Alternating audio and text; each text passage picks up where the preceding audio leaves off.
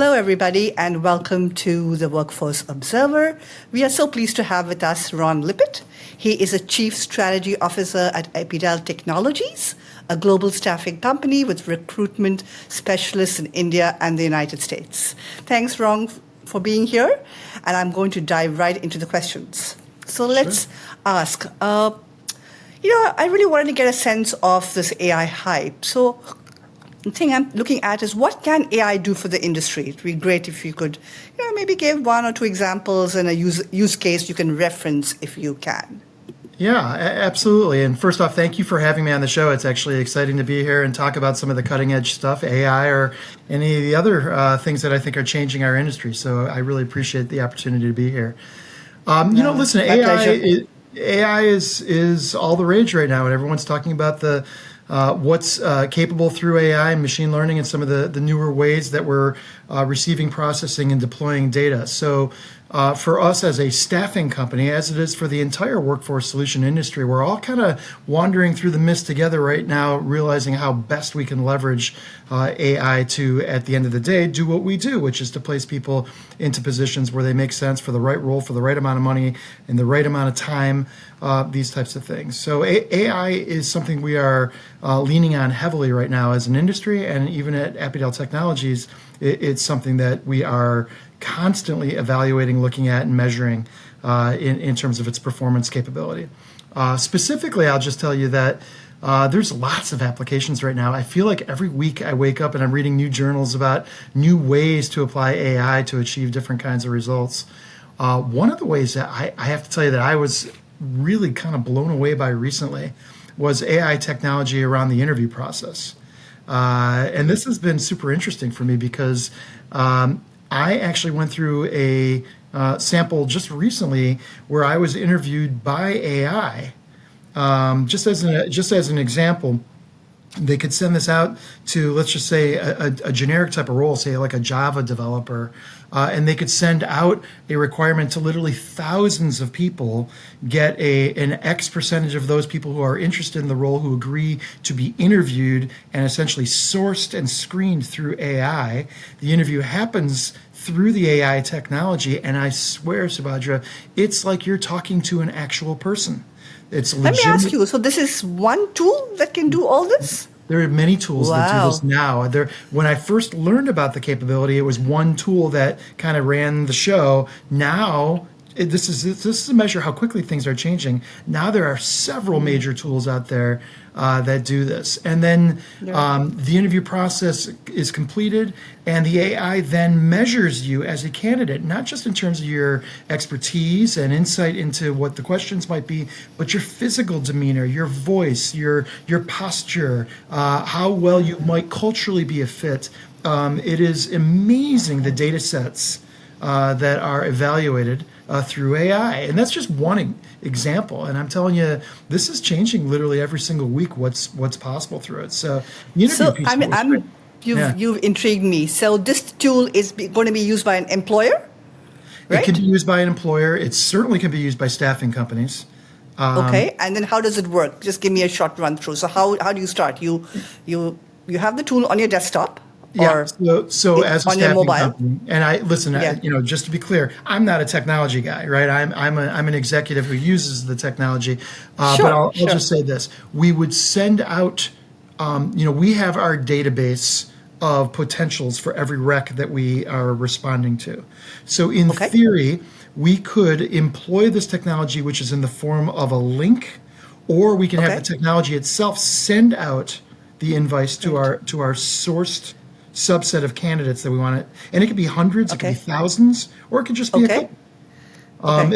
We get to choose, but we may say, hey, we want to cast a really wide net for a particular skill set, right? Okay, and you send out a link. It's a link that you send out. It's essentially an invitation to be interviewed. Okay, and then here's the reality of it is that if you send out 10 such invitations, you may only expect one or two of them to actually be accepted and people actually to be interviewed by the technology. But if you think about it, if you're sending out, say, 4,000 invitations and say 500 people agree to be interviewed, that's still an Right. amazing impact. That's still Right. a great result. And out of 500, once the interview process is complete, you get a ranking of the candidates that are Oh, appropriate for the wow. role, against which your staffing company or your recruiter for corporate recruiters could then engage directly, saying, "Hey, great job in the initial interview process. We'd like to discuss this with you further with actual interviews." But now you've got a Wow. great sourced, screened candidate who's been Subset. evaluated, Yeah. and you now know who you're talking Yeah. to, and it's terrific that way. So. And let me ask you something. In this, I mean, I'm blown away, frankly. But in this process, does the tool reject any candidates, or Absolutely. just ranks them? Or it Well, rejects so candidates it's too? not going to. It's not going to. Well, I guess you probably could set it up to reject people outright, but You could, the yeah. better way to do it is, Right. hey, based on the criteria and based on what you're looking for, we're going to look for candidates above, say, an 85 of our ranking out of 100. Right? So Right. so Right. then we're going to create for you the subset. Hey, these are the ones that scored from 85 to 100, and here's the Got list it. in ranked order. And I may say to the Wow. technology, great, you didn't, I didn't get very many of those. Send me the ones that were 85 to 75. And so there it goes. So it's available. It's all available to you. Wow. It's literally doing the job of the recruiter. It is, which brings up the So, next question, if I'm you, yes. which is, Yeah. what does this mean for our recruiting industry? Yeah. What does it mean? Well, Because here's someone I spoke to said, "Oh, it's over." I don't believe that, but let's see what you think. listen. I am a firm believer, as an executive and as a purveyor of technology. I'll just say that I am a believer of technology enabling the process, not taking over the Right. process. Right. So Right. yeah, everything I Right. just described to you is amazing technologically, but it doesn't change the role of the recruiter. It doesn't change the need for a direct interaction, a direct evaluation, and the ability to build the kinds of relationships together that we need to achieve the kind of results, both short and long term, with the talent that we're trying to place at places. So Wonderful. it helps, but it doesn't take the place of the recruiter. Let's talk a little bit more about your philosophy around AI, including, I love the whole outcome thing that you mentioned. Yeah. So talk to me a little about that, the philosophy, Yeah. the outcomes, and Yeah. what are you seeing? And that's exactly right. I run my business on metrics and outcomes. You have to be talking, Subhadra, to a guy who leans heavily into data. I run my entire business on what data tells me is happening, right? Okay. So when I deploy any technology, whether it's AI or any other technology for that matter, and let me pause there for 1 second, because all of us in the staffing business deploy, I guess this term, the technology stack, has become really Yes. popular right now.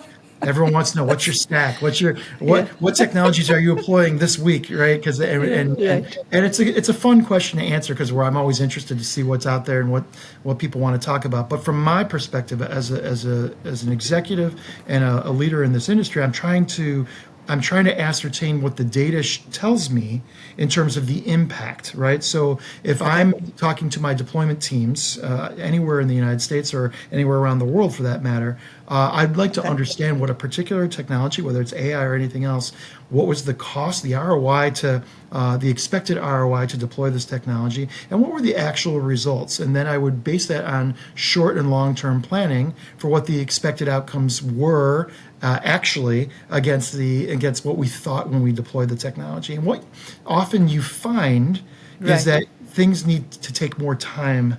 Like, there's got to be, forgive the term, but yeah, it kind of has to marinate a little bit sometimes before it achieves its true fullest expression of the results you're looking for. Sometimes that's a month, sometimes that's a year.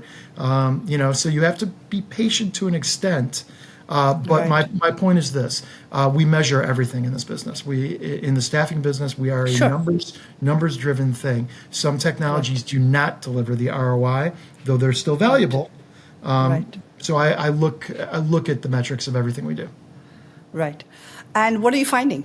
What is your strategy for Apidel? Talk a little bit about Apidel and Yeah. what's the why, what's the strategy, the why behind it. Just, Thank you for the opportunity to give a commercial a little bit because we are a global staffing and workforce solution organization. We're based in Chicago. We're minority owned. Sure. We're women owned.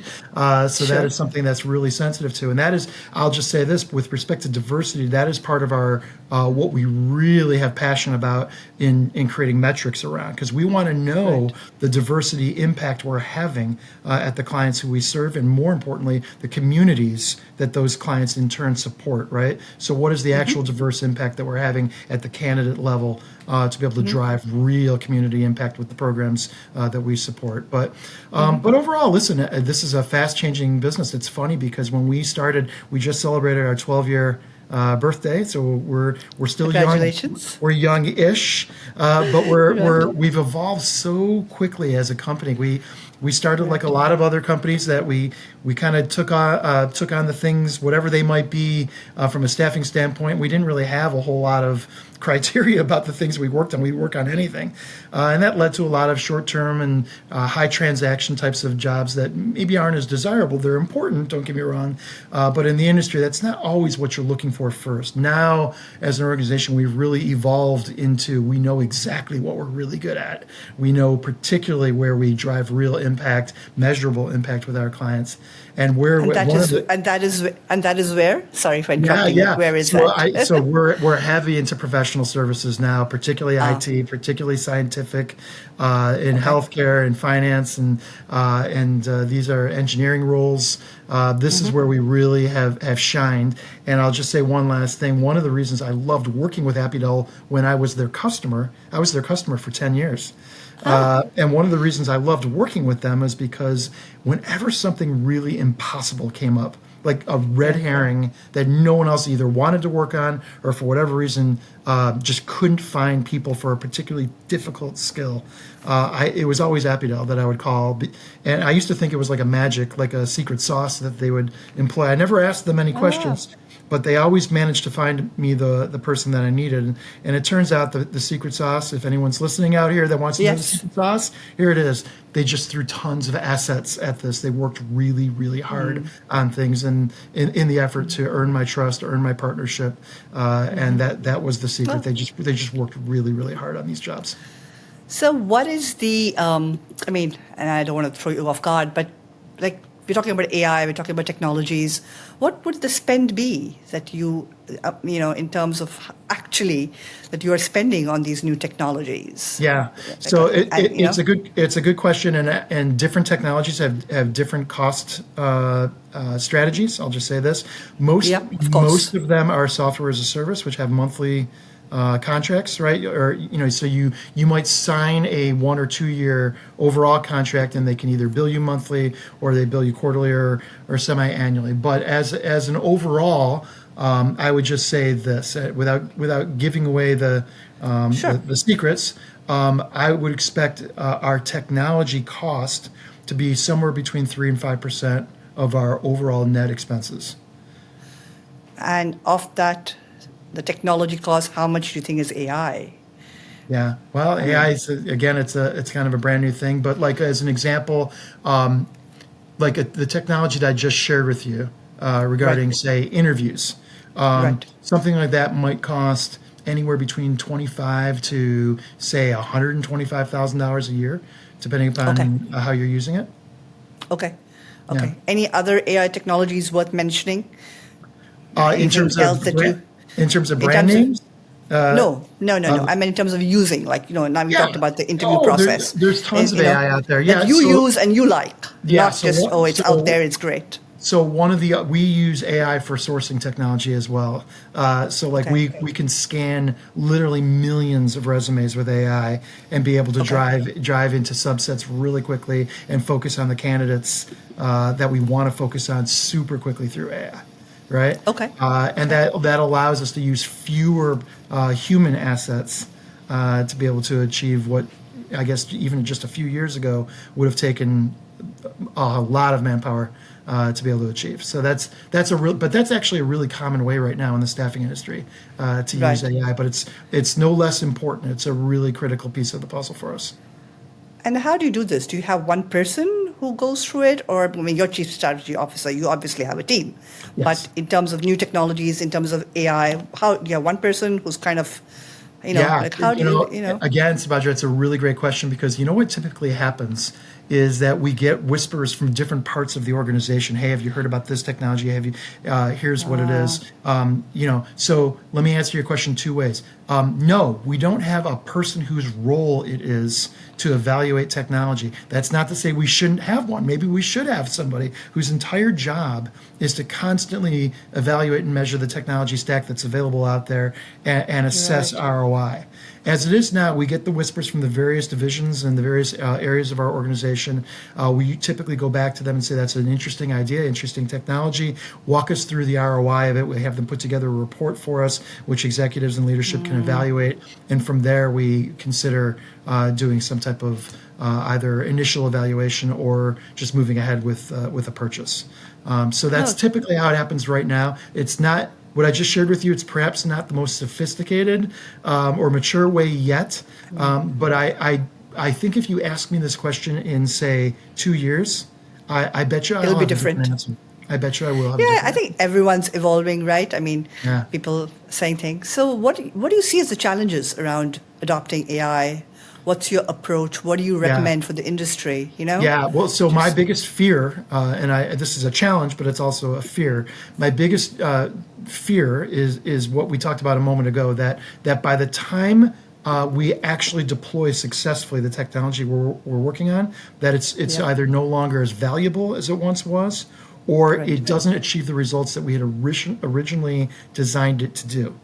And this is really important because there's issues of connectivity. There's issues of it playing nicely with the existing technology infrastructure that we have already set up. Sometimes you get sold on things and you have a vision in your head about what you think, how you think it's going to connect. And it doesn't actually. So there's constantly the worry of, is this actually going to perform quickly enough for us to actually achieve the results that we had expected on the front end of this? So that's my number one goal, or I should say concern. The other one is this, that we're always concerned about, like, I won't sign contracts now for beyond a year. I just will not sign contracts beyond a year.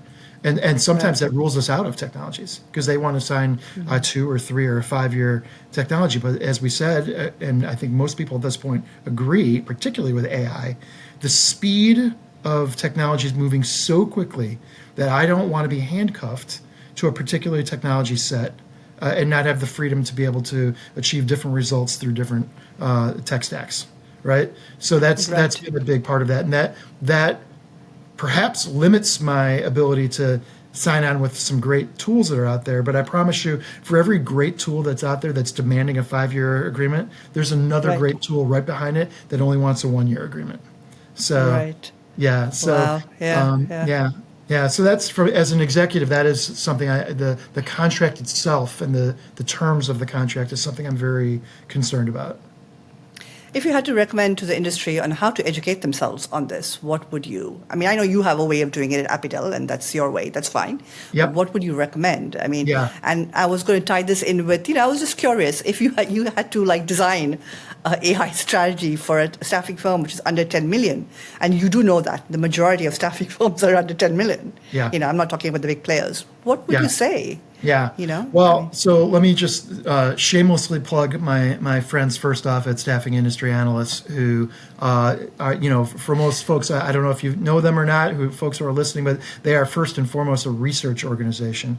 And their papers and databases and ways that they apply data to create theory is second to none. So if you're not a member in this industry of Staffing Industry Analysts, I highly recommend it because you will find incredibly poignant papers and research on AI and other technologies. Outside of SIA, I would say this. I would resist, this may strike you as odd, I would resist the wider publications and the wider houses of data that make statements about technology, because many of them have reasons to point to one technology versus another, either financial or other types of partnerships, Sponsorships and all that kind of thing. all that stuff. I think as to your point, like a $10 million staffing firm or even an organization that's brand new to this space, I think we do much better through traditional networking. I've learned more through networking on either electronically or face-to-face at the conferences that specifically discuss this topic than I ever have through the position pieces that are produced. I would say in documentation. I would also say that podcasts like yours are amazing, because you can learn so much. And again, by the way, guys, I'm not paid by Subhadra. So I just would say this, it really is great to hear, to be able to listen to people's opinion, understand kind of what they've gone through. Yeah. I will tell you, I have heard many people talk about all the great things they've been able to achieve with technology, and those all kind of blend together for me. But I will remember with remarkable clarity the stories they will tell me about where they failed with technology. And so don't be afraid to talk about failure. Failure is every bit as important as positive results through technology. I am very interested to hear how companies deployed a technology, went in with best intentions, had it funded, had it supported, and failed for one reason or another.